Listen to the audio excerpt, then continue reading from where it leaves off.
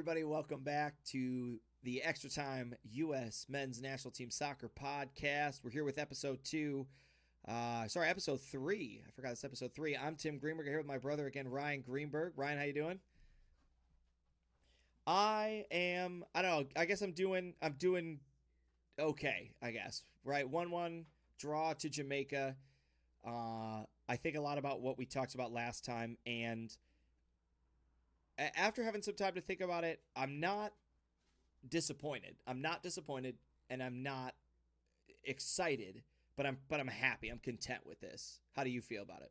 So it does suck going on the road against a team that's been sitting pretty much at the bottom of the bracket the whole time. So anyone who's been watching is probably expecting 3 points out of the U.S. And it's not an unreasonable request of them to get 3 points. But yeah, it's a little on the upsetting side, but at the same time you have to think you're on the road, you got a point. Canada does us a favor as well, beats Mexico, so that's huge. So now we're sitting 6 points. Yeah, that was huge. Can we take a second to talk about that? I mean, if you're Mexico, you lost 2 in a row. Back to back. And both 2-0, right? Back-to-back 2-0 losses. You're talking a 2-1 to Canada. So yeah, I mean, a late goal. Oh, that's true. That's right. I did go watch those highlights, and Canada was running away pretty handily until what was like the 80-something minute. I think it might have actually been stoppage time. It might have been. Okay, so yeah, I mean, if you're Mexico, you're thinking we might not Are you thinking we might not make it yet? Is that too extreme of a statement? Yeah, that's true. No, they got 14 points. Same with Panama, but the top 3 go through. The 4th place has to play a playoff game against what? Oceania. Yeah, we play the winner of the Oceanic East Asian Australian group. Yeah, so in reality, they're probably fine. So when you look at the bracket, it's Canada 16, US 15. Mexico, Panama, both at 14. Mexico has the advantage there, goal differential. Right. The next team has 9 points, which means Mexico is 5 points ahead of being not in a playoff, Yeah, absolutely, for sure. I mean, when I did I looked at that as well and thought to myself, okay, so what is it going to take for, the United States to not make it? And you're exactly right. I mean, 9 points. We're 6 points up. Yeah, we're 6 points ahead. I don't think Costa Rica, realistically, I mean, maybe they're the only team, right? I don't think Jamaica realistically has a shot anymore. I think Jamaica needed that win against us, and with the tie, I mean, 7 points. Maybe they're fighting for the 4th place spot, but you're 7 points down. So you look at it. So the U.S. is 6 points ahead of Costa Rica, which is the lowest they could fall and still have a shot of making the World Cup. Right? Like, realistically, we want to be top 3 because then we don't have to do that playoff. But right, we'll say top 14 points Panama, yeah. Yeah. So let's say Costa Rica, there's 6 games left. Every team has played 8 games. You play everyone twice, so you're going to play 14 total games. 6 games left. 6 times 3, 18. So out of 18 points that Costa Rica can get, they have to get 6 more than the U.S. Right, and yeah, when I mathed it out, and that's to tie them. Correct. It's not. Just which means they need to get. That means if they got 18, if they won every game, the U.S. can only get 11 points. If we get 11 points, Costa Rica would beat us. That's in 6 games, only 11 points. We play both Honduras and El Salvador at home. That should be 6 points right there. Correct. So we're already more than halfway. Yeah. We're more than halfway in 2 games to the amount of points we need for it to be realistically impossible. And that's if Costa Rica wins every game. So Costa Rica's got to beat Canada. They've got to beat Mexico. They've got to beat us. They have to beat Panama. They have to beat Jamaica. Right? So you look at all this and you're like, it's going to be tough. Yeah, and they're going to need some pretty favorable outcomes in some of their other matches, which is where I think looking at us in the standings is where it's most favorable for us, right? Because not only do we have, we're not strapped to win a ton of games, we're we're also going to find favor in some of those other random draws on the road, right? Like Mexico could wind up with a draw that should be a win, just like us. Canada could wind up with a couple more draws because Canada did. Yeah, they had a bunch of wins, but they also had a bunch of draws that could have been wins. And we talk about what go back to what we were talking about last time. If you're just better than the team playing you, or as good as the team playing you now, like now in the second half, if you're just as good as the team playing you, they can't catch you.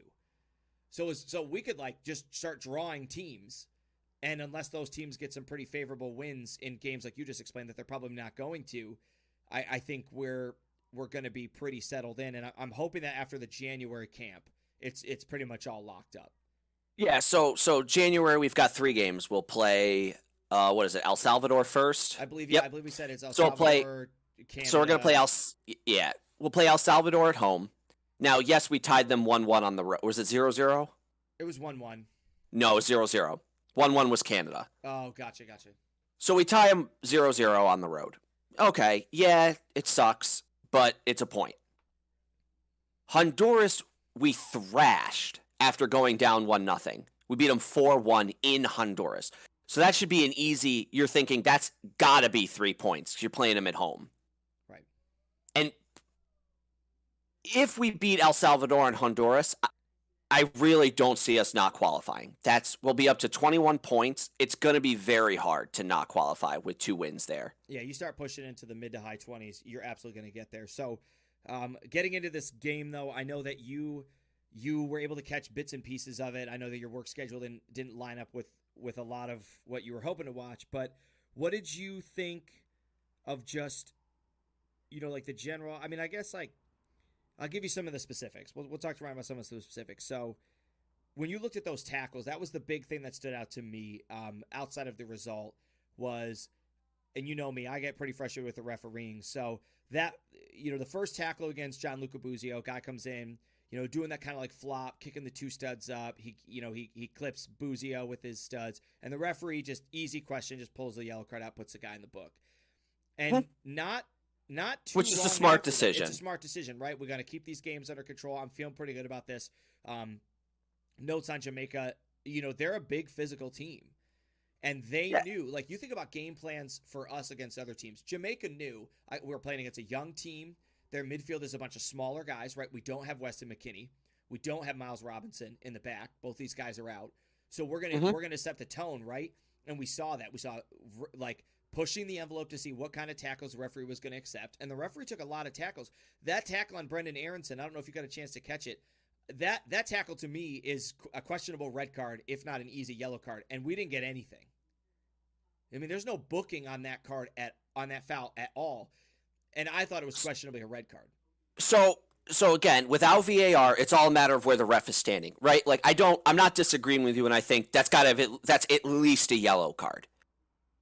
But when you watch it back and you can see where the referee is standing, it's possible that he doesn't see like it as bad as it should have been, right? Like because he's not in the greatest of positions to see the whole tackle. So to him, it might just come across as it's a bad tackle. It's not really deemed yellow card worthy, but then you watch it, like obviously people at home, when you're watching, you've got access to, we got 30 different camera angles. We'll slow it down for you so you can see how nasty it really is. Yeah. Like the referee doesn't have that. It's fast. The guy comes through. He may, a guy could step in front of him at the last second, so he misses some of it. So as much as I want to say, it's got to be an immediate red card, I do think the refereeing was questionable at times, but I do think the referee set a premise early in the game by giving out a couple yellow cards saying, look, you can't do this stuff. So I want to give him the benefit of the doubt that he was in a tough position to see it, so he just blows for a foul, and that's what happens. Yeah, and then going on to that next tackle, so you had a very different opinion of the tackle on Tyler Adams, whereas and it's probably it's good and bad, right? So it's probably more that like I watched the majority of the game. I got to see the ebb and flow of the things going in and out. And I watched a lot of Jamaica's tackles be tackles like this. Guys coming flying in full speed, legs wrapped on either side of the player, studs up, just trying to send a message. especially after that Aronson tackle where they realized, like, I didn't even get carded. And so, like, I get he makes no contact with Tyler Adams, right? Like, when watching in slow motion, full speed, you really couldn't tell. It looked like he got even in slow motion, he might have made a little contact with him. Right, a little, but, like, definitely, it was a pretty typical, like, Tyler Adams was smart, got himself out of the way, sold the foul. But, I mean, you're also talking, this guy, when he's making contact with Adams, he's still on his way down. Most tackles that you want to see thrown, he's already got his body on the ground. He's already coming through on the ball. Like, his body is basically, like, laying flush to the grass. This guy's head is still at, like, Tyler Adams' chest. Maybe at least his hips. So if the Jamaica guy throws that tackle without falling over, he stands up, reaches in, and just absolutely obliterates Tyler Adams, like, thigh on thigh. What do you think happens there? Do you think that's just a yellow card, or do you think that's a red card? I think it's a yellow, and I think even looking back at the Aronson one, straight red cards are so hard, especially in the moment, right? To look at it, and so I am not upset at all, and I'm not faulting the referee. I think it was Maurice Edu when he was commentating, he was like, this is a straight red card. And I'm not saying his claim is not warranted. I think there was enough evidence, like you said, watching at home, 30 camera angles in the booth. But I'm never going to fault a referee for those moments of going, am I about to reach in my back pocket and change this game? Now, I know that the players already changed the game because the player's the one who chose to make that tackle. But in the moment, that's where I think, like you said, VAR makes a big difference because the referee can go, man, that was nasty. And they pull the yellow card out. And then they get a little voice in their ear that goes, "Hey, you may want to give that man a red card." Right. And he's like, "All right." They're asking, right? They're like, hey, guy, well, back up. How nasty was that? Am I on the right track? And sometimes it's like, yeah, you sent a message to the yellow card. And I also think there's something to be said for the body language the referees carry. And I'm not trying to, like, pass blame on you. I mean, everybody knows how I feel about Concacaf refereeing, especially you of all people. And we're looking at, I think these referees, at least a couple of them are from Antigua and Barbados. Not that any nation can't have great referees, right? Anybody can be great. You just get the experience. You go to school. You watch the videos and the film. But I don't know where these people are refereeing. And if you're refereeing just in CONCACAF, this is probably one of the more physical games that you've ever refereed, and it's certainly one of the fittest games you've ever refereed. This game was way fitter, way faster, and way more physical than the Mexico game. And because of those factors, it was a lot sloppier.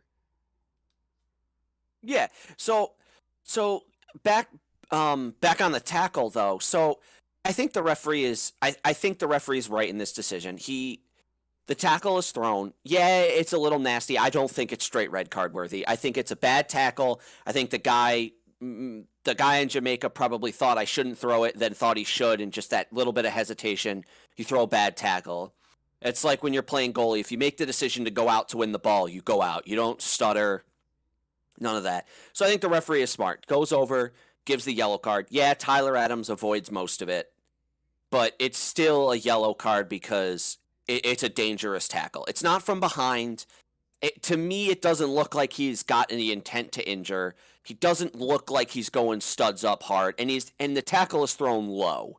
So he's not like up by the knees or like the high shin. He's down by like the ankle. Right. It's significantly different than Aronson's. This guy was at least trying to make contact down on Adams. Correct. Yeah. So to me, that's a yellow card. The referee gets it right, and the game should go on. What I didn't like, and I'll say this, and I really don't like it on any team, is Tyler Adams lays on the ground holding his like knee. It wasn't even close. You watch him roll. He doesn't land on his knee. He lands on like his side. Yeah, I think he went from holding his toes to reaching up further on his leg, and I agree with you. And it just needs. And even if you did get made contact with, it would have been lower. Like, there's no reason to hold your knee. You didn't get hit in the knee, not even close. Like, I know you're trying to sell it to make it look like you got hurt, but the guy's already got a yellow card. The whistle is already blown. Get up. Yeah.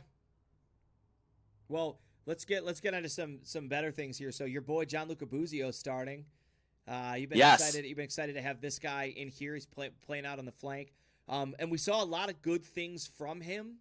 And I know that he had a great strike at one point. He did. He had a great strike. I mean, and honestly, like, I thought that there was another decision. He could have played Yunus Musa through. I thought the strike was brilliant.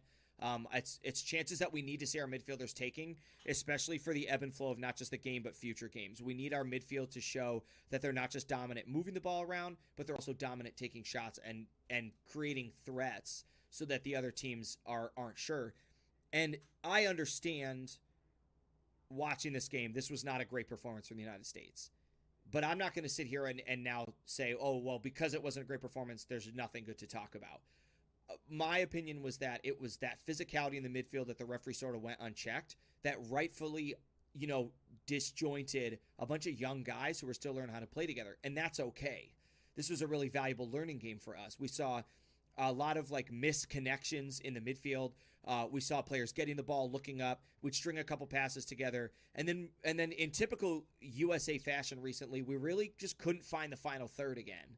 And Tim Way has been great. He's been on form. We saw him absolutely muscle through on that goal. I thought it looked like there was some miscommunication between Jamaica's defender and their goalie of whether it happens. He was coming of whether he was coming forward because he tried to shield Way just bodies around him.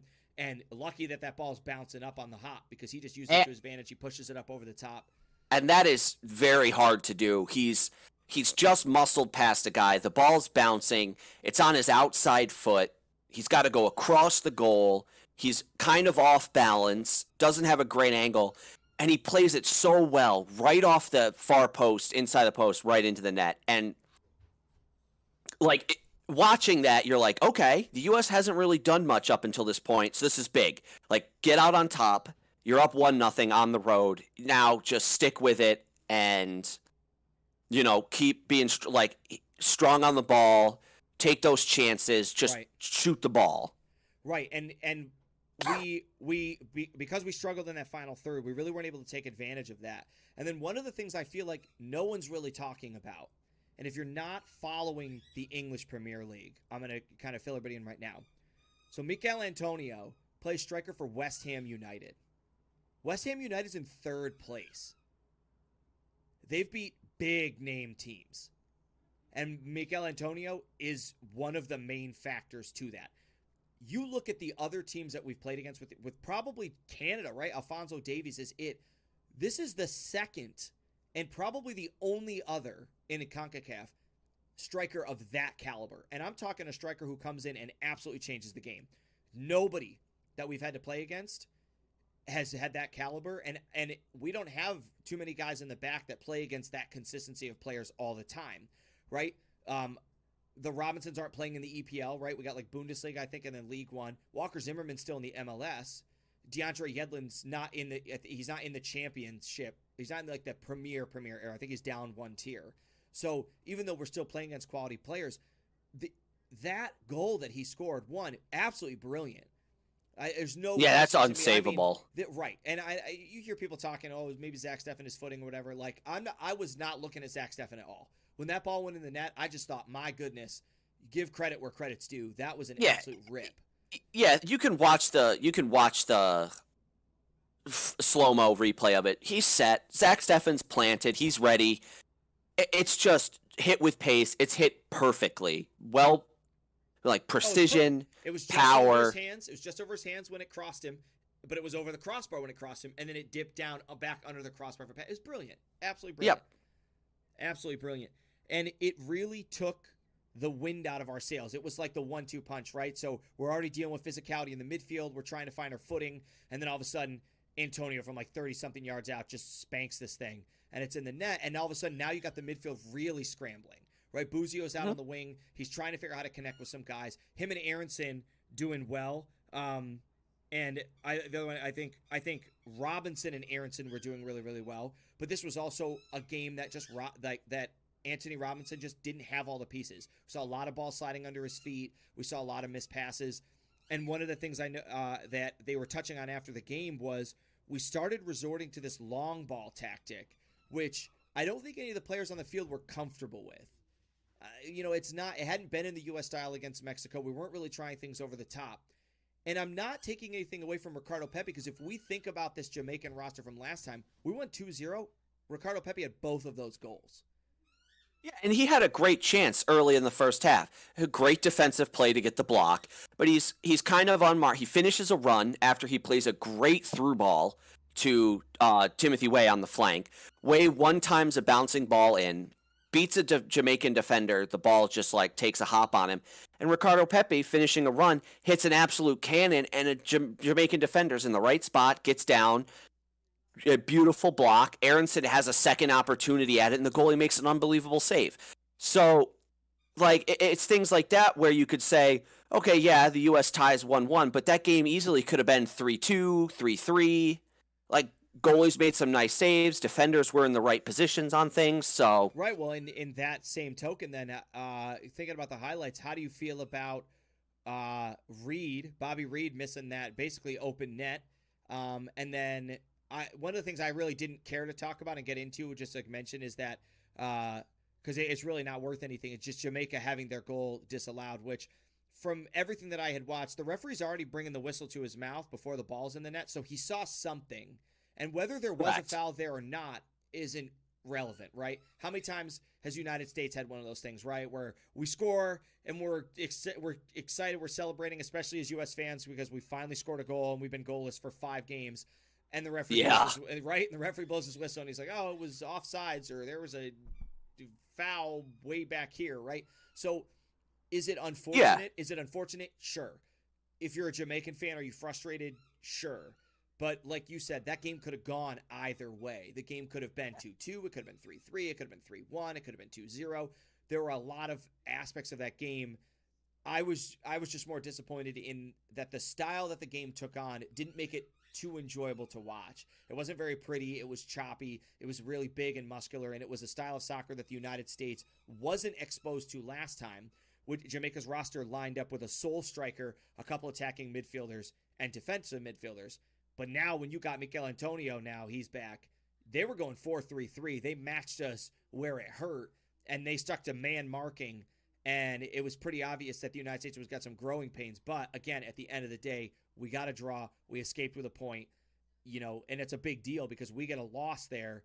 Now we're at 14 points, or sorry, yeah, right? 14? No. Yeah, and then everyone's tied for second. Right, and now, yeah, Jamaica's 3 more points up. They're up in there in the race, and we're scratching our heads going, how are we going to get ourselves out of this? So I think one of the things that we can talk about now, we look at the midfield, Weston McKennie. You and I talked about him after that Mexico game. He was missed. You could tell. What are some of the things about him that you think we were missing the most? His physicality. Think about how Jamaica basically set the tone early with some nasty tackles and just some strong physical play in the midfield. That's what Weston McKennie does for the U.S.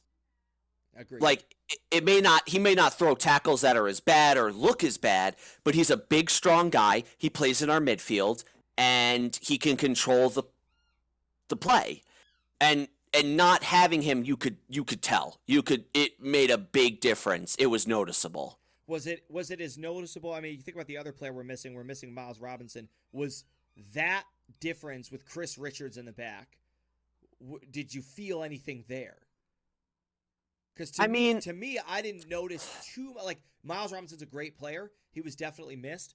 I didn't notice it as much that we were missing him. And I'm not saying that doesn't mean he's a great player and we need him back there. I'm just saying I think it's nice to see the United States with a back 4 that could figure it out. And maybe that's Walker Zimmerman talking and chatting. I felt more of it and I said it last time, struggling with not having Serginho Dest out on that right flank and having to have DeAndre Yedlin out there. So the thing I think changes if I think McKennie makes more of an impact than Miles Robinson, because take a look at all of Jamaica's chances throughout that game. Almost all of them, except one, which we can get into Yedlin just making a mistake of just letting a ball just roll into space and not going to get it. But almost all of Jamaica's chances come from possession in the midfield, because they got bigger, stronger guys in the midfield who are ready to, hold on to that ball and get knocked around and stick with it. And if you look at Antonio's goal, right? He outmuscles one of our central midfielders and then hits an absolute cannon. Like, nothing against our midfielder, but if you're a little stronger on that ball, maybe he doesn't get as far away from you and he doesn't get a shooting lane. Yeah, I agree. I think you're absolutely right. And, I don't think this game, I didn't think DeAndre Yedlin played so poorly that I wasn't happy with him on the pitch. I'm carrying, past grudges with him and just thinking about that. Sorry, you hear my dog in the background. He's going to town on this squeaky ball here. He's having a blast. Field day. He's having a field day. And going back to just Pepe real quick, he also had the assist on Weah's goal. They connected really well, right? I think Ricardo Pepi is bigger in that role than I thought he would be, and I'm not just talking like the importance of his role. He's a big guy. He's a lot bigger than I thought he was. And his was it Ferreira? I believe Jose Ferreira that came in for him. Number 19. Yeah. Also a great player. I mean, same club. I mean, they're playing for the same club, right? So they have similar tactics, and they played the same style. And Ferreira wasted no time getting involved in that game. He wanted the ball. He demanded the ball. He tried to make scoring opportunities. And it felt like, we talk about this a lot more in hockey, you and I, but it really felt like this was like a game of inches. We had a couple balls that we went to hit. If we just hit them a little bit harder, they get through. If the ball bounces a little bit more in our favor, we get through. And yes, the same was true for Jamaica. I just felt there was a little bit more on our side. Possession was pretty one-sided. We're looking at like 60 something down to the 30s for Jamaica. It tackles in the midfield. Total passes, we have twice as many total passes. It just came down to that final third. And what do you think is that confidence from our midfield delivering those balls? So definitely a big thing with Ferrara that you can notice is he came in late in the Mexico game as well. And he looked uncomfortable. The first couple of times the ball got played to him, he kind of looked like he didn't know what to do with it. He settled in later in the game, had a couple of good passes. So it's nice to see him come into this Jamaica game. I get that it's not as strong of a team, supposedly, but we can get into that, where I actually think Jamaica is one of the... Did he not come in this game? Ferrara? No, he came in. Are you sure? Yeah, he came in 78th minute. Sorry, I'm looking at the wrong... oh my goodness, I got the wrong game pulled up over here. I was like, yeah, this is Jamaica. Yeah, anyway. So it's nice to see him come in, demand the ball, be stronger on the ball, want to contribute instead of being the, I'm on the pitch, the ball's coming my way, what do I do with it? I know that's not exactly how he feels. I'm sure he knows what to do, but he just has he had that little bit of hesitation in the first game. So it's nice to see him want the ball and go for it. But again, back to what I said about Jamaica and they're not as strong a team. I actually think Jamaica is one of the sleepers in our group because the way US plays, this whole strategy of we'll tire the opposing team out and then make some substitutes, score some goals, which has been working, doesn't work against Jamaica because all of their players are so fit. Absolutely. And you could see it. You could see it. And you could notice even in some of the other games, right? We looked at, like you said, the Honduras game, even though we didn't get goals, the El Salvador game, the Panama game, Costa Rica games. You see this trend in like between about 70 and 80 minutes where the United States really starts to come alive, and it's not because our players get any more energy. It's because the other team is just lacking that fitness. And you didn't see that in Jamaica. Actually, in a lot of aspects, you actually saw Jamaica outplay us. Their fitness was better up front than some of our guys. And when you compare that to the teams and the games that we have left and you look at it, I agree with you. I think Jamaica is going to handle it. They're going to beat El Salvador again. They're going to beat Costa Rica again. They might beat Panama, right? Or escape with a draw in Panama. Is it in Panama? I'm not sure where which one their next. Yeah, so Jamaica does play them in Panama. In Panama. So, but if they get a draw there, they get a couple more wins. They sneak out a draw against a Canadian side, right? So let's talk about this. So Mexico, coming off 2 losses, plays Jamaica next. Now, does Jamaica have this sense of we need 3 points? We're in Mexico. We just tied the U.S. Mexico's coming off 2 losses. Is there a chance that we see Jamaica beat Mexico? I certainly think that there's a shot, especially with the form that Mikel Antonio's in. Like I said, West Ham's in 3rd place. I'm watching some of his goals in the Premier League. I mean, and like I said, give credit where credit's due. The guy's an absolute monster, and I feel bad for anybody marking him. And I thought we had a lot of chances against Mexico. The Mexican defense is they're gonna be tried, and they're gonna be tested. And I think that if we see a game where Jamaica comes out hard with their confidence and they get a goal in those first 20 minutes, I think you're going to see a Mexican side that's on the ropes. Even with Canada, the Canadian side has a great strike force. They put some goals in the net early, and even as Mexico tried to break them down, they weren't able to get a goal till late in the game. And I think Jamaica could very much do that, especially in Mexico. I don't think it's just us that has a history of choppy games in the Azteca. I could see this game getting out of hand too. If Jamaica can get a goal early on the board and start playing physical like they did against us, you're going to see another game like this. And if the game starts getting out of hand, it's going to be like our game against Panama, where the United States is seeing the better of play, but there's not that I'm saying the Azteca is going to do this, but you got fans running on the field. And I'm sorry, like I know that our podcast wasn't there then, and I kind of wish it was. This is going to be my 25-second rant, and then I'm going to be done. If your country does that, you need to have your fans banned. Because from a general perspective, that was the most embarrassing thing I've had to watch. And I'm not saying that they shouldn't have been excited. You're tying the United States. Your fans are no, they beat them. They beat them. They beat us. That's right. I'm not saying you don't deserve to be excited, but your ball boys are deliberately not giving the ball to the players that are going to get it. And you're running out in the field with 15 minutes left. 15 minutes left. Some of your ball boys are punting the ball away. That's still a long time. It is. The United States going over saying, give me the ball, give me the ball, give me the ball. And the ball boy turning around, not giving him the ball, hyping the fans up, punting the ball into the stands. Guys running down the field, kicking the ball away. There's 3 balls on the field at one point. If you're the referee, you got to do something. I don't know. I mean, you've seen teams overseas that the referee will blow the game dead. I can't even. What was it? There was a policy. Was it during UEFA? It was during UEFA, right? Where the you just don't show them. Where the referee blew the game dead for a second, and they made the announcement. Yep. And there was the rules, right? So the first time the referee blew the whistle, everybody was given a warning. The second time there was a 10-minute delay or something, and the teams went in the tunnels and came back. Yep. And then the third time the game would end, and they would. And another thing that UEFA and that did is they didn't show fans that got on the field on TV. So the broadcast wouldn't show them, and that was another hope to discourage people, because a lot of people do it because they want to be on TV. Right, yeah.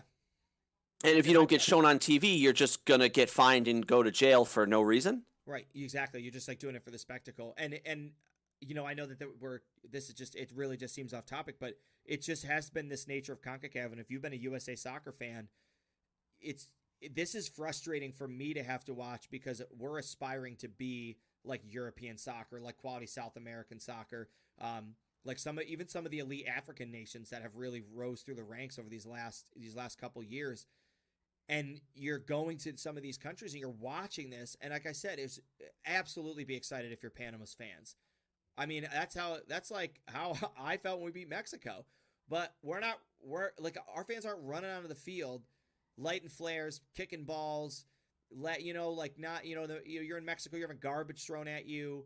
I mean, some of the benefits of playing in Honduras is that nobody shows up to some of these games. And that's kind of sad, because you want fans to show up to games, but I just think that CONCACAF itself needs to take control of these things. And I don't know if it's FIFA that's going to have to step in and do it. I know that was longer than my 20-second rant, but it was just it was a lot. So back to Jamaica here. Back to Jamaica. So Jamaica travels to Azteca, right? Mexico's on 2 losses. Jamaica's looking good. They've got, in their last 4, they've got 3 draws and a win. That's all their points right there. That right? Actually literally is all their points, isn't it? Well, they have 7, I think. About 1. They got another draw. Yeah. Somewhere. So even a draw, how much does that flip the table up? Right? Mexico now draws Jamaica, goes to 15, right? If Panama wins their game, and Panama is playing Costa Rica, so that'll be a tough game. But if Panama beats Costa Rica at home, Panama is home, Mexico's now in that playoff spot. Right? Regardless if we win or lose, because goal difference, unless we lose by 4 goals. You probably won't. Mexico's in that playoff spot with 5 games left to play. Right, and it'll look like Mexico having to beat us to secure a playoff spot, as opposed to it's been the other way around, where it's the United States going into the Azteca, eye roll, like, here we go again, we got to get these points. And I think that's where it's going to be nice to not see us, and I'm sure Canada's feeling the same way, where they can just kind of relax and settle in. You can rest some of your better players in some of these matches, and I know that we got to prepare ourselves, right, for some of these Berhalter frustrations, but we got to trust the process. I'm expecting to see more players get rested when we go into some of these other nations, because we don't need the points. Well, especially if because our first 3 there in January, we've got El Salvador, Canada, Honduras. If we come away with 7 points, let's say we get lucky, we tie Canada. Well, let's say I'm not going to say lucky. Let's say we tie Canada in Canada. We beat Honduras and El Salvador at home. We come away with 7 points. You basically can lose to Mexico, and you're still going to get through. So right. You could almost say, let's not play any of our big guys because we don't want them to get hurt. You could. So right now, Ryan, as I think we're, yeah, right now, look at the thing. I think as we're wrapping this up, go through. Give me 1 through 8. Give me 1 through 8. Who do you got in all the spots? So we're in the future now. We're 7 games left, 6 games left. Yeah. So you want me to put the board up? Who do you got finishing in first? The U.S. You got the United States. All right. Who's you got? I think the U.S.'s ability to play strong against good teams is going to put us in first, because I can see us beating Canada. I can see us beating Mexico again. And if we beat those 2 teams, I don't see us not finishing in first. Now, the question is, do we lose a game out of this next 6? If we do, it's in Azteca because of the nature of the game. I could agree. I think that there's a small chance we lose to Canada in Canada. It seems negligible. I think it's going to be a draw at worst, but I agree with you. I think it's going to be Azteca. I see the Canada game being not urgency, but hey, if we win this game, guys, if we can pull 9 points in January out of a possible 9 points, we don't have to worry about our last 3 games. And that's where I think I'm going to be the most interested in hearing from Greg Berhalter after the Christmas break, because exactly what you just said. We now have a shot to go all out in the month of January, pick up 9 points in 3 games, look at the rest of the board, and say it's on you guys. Yeah, and just coast through the rest of qualifying and worry about if we get 9 points, it puts us at 24. There's no way we don't make it. Yeah, when you math that out, I mean, Jamaica has to win all of their games. So I think the U.S. finishes in first, then Canada. Okay. I think Mexico finishes in 4th with Panama in 3rd. And the only reason I say this is Mexico's on 2 losses. They play Jamaica next. I know they've got a while. I think Jamaica could get a draw there. If Jamaica gets that draw, Mexico then has to play Costa Rica and Panama their next 2 games. After losing 2 and then drawing to Jamaica, having to go on the road to Costa Rica, I can see them losing that game. I could see Mexico not making this at this rate. So I would go U.S., then Canada, Panama, Mexico, and then I'll put Jamaica in 5th. I want to give the underdog. I want to give my the sleeper team the benefit of the doubt, thinking that they might almost finish in 4th, right? It could come down to the wire. Then probably Costa Rica, El Salvador, and then Honduras at the bottom. You got Honduras. What do you got? I listening to the way that you broke that down, I have very little differences, right? I mean, I wouldn't be shocked if Canada wound up taking this whole thing, just because I could see us just drawing Canada in Canada. I could see us losing to them. I could too, but I think if we draw Canada doesn't have a loss, right? And we did, but I do think Canada's going to lose a couple of their games now, like as we get into the second half. So I'm going to have the United States at the front. I think Canada's going to be able to string this up and get second. I think Panama's going to finish in 3rd, like you said. And honestly, I'm going to have Mexico in fourth in this playoff spot, but I believe it's going to be a lot closer than you think. And I think that there's a shot that Jamaica even gets this fourth place spot. I honestly, I could see it being goal differential. I could see it come down to goal differential, the fourth place. Yep. And I think it's going to be these next 3 games. Like you said, this is a hard stretch of games for Canada or for Mexico. And I think not getting a win or even a draw against Canada was a shock. Well, think about it. So it's I was like, okay, the United States did whatever it did. That's a bummer. But like you and I had talked about, 4 points in 2 games. Wait a minute. Jamaica and Mexico. So the game, Jamaica's at home when they play against Mexico. Yeah. So Mexico's on the road again.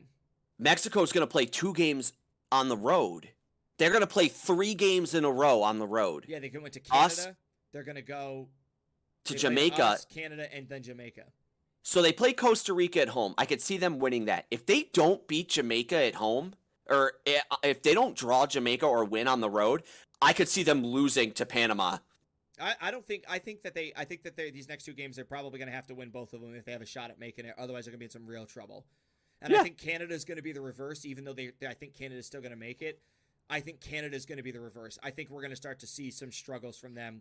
I think teams are going to start to figure them out. I looked at some highlights to a lot of the other Concacaf games, and they were bizarre. There's some real bizarre scores, some really weird games. Canada has the same schedule as us.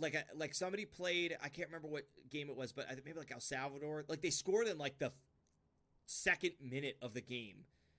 And then I think it was El Salvador or Panama. I think El Salvador scored 2 goals almost immediately, and then Panama rallied back to win 3-2, and they scored like all 3 goals from like the 80th minute on. Yes. And it's like fitness, right? It's just everything falling apart. So I think this is going to be exciting. I think it's going to be worth following. I'm interested to see what Greg Berhalter has to say about his plan going forward.